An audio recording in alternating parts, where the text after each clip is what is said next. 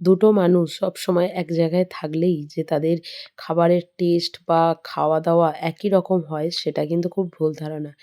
এই যেমন আমার বাড়িতে আমার বড়মশাইয়ের এক ধরনের খাবার পছন্দ আছে আর আমারও এক ধরনের আছে। হ্যাঁ, আমাদের যেটা কমন সেটা হচ্ছে আমরা ঝালটা খেতে ভালোবাসি। তো যাই হোক আজকে দুপুরবেলার মেনুতে সেরকম কিছুই করিনি। ওদিকে হচ্ছিল ভাত আর এদিকে আজকে বড়মশাইয়ের খুব প্রিয় একটা খাবার যেটা দিলে হয়তো ও এক থালা ভাত পুরোটাই খেয়ে নেবে। সেটা হচ্ছে নিমপাতা আর বেগুন ভাজা। তো আমাকে অনেকবার ও বলেছিল আমি কখনোই করে ওকে দিইনি। তো এবারে বাড়ি থেকে আসার সময় একটু নিমপাতা এনেছিলাম। আর বেগুনটা তো বাড়ি থেকেই দিয়েছিল। তো সেটাই ওর জন্য করে দিয়েছি। আর এই যে বললাম আলাদা, আলাদা কেন? এখানে যে বেসন বড়াটা করছি আরকি অ্যাকচুয়ালি বড়া নয় ঝুরো, ঝুরো। এটাও খেতে কিন্তু খুব দারুণ হয়। তোমরা চাইলে এটার একটা ভিডিও আমি বানিয়ে তোমাদেরকে পরে দেবো। এই ধরনের বেসন বড়া বা এই ধরনের ভাজা ও আবার খুব কমই খায়। তো যাই হোক খাবার টেবিলটা খুব সুন্দর করে সাজানো রয়েছে। দেখলেই যেন মনটা ভরে যায়।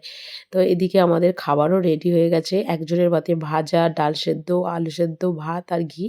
আর একজনের পাতে হচ্ছে নিমপাতা, বেগুন ভাজা, একটুখানি অল্প করে ভাজা, আলু সেদ্ধ, তার ওপর থেকে ঘি, ডাল সেদ্ধ। এই ছিল হচ্ছে আজকের দুপুরের মেনু। কেমন লাগলো জানিও। টাটা।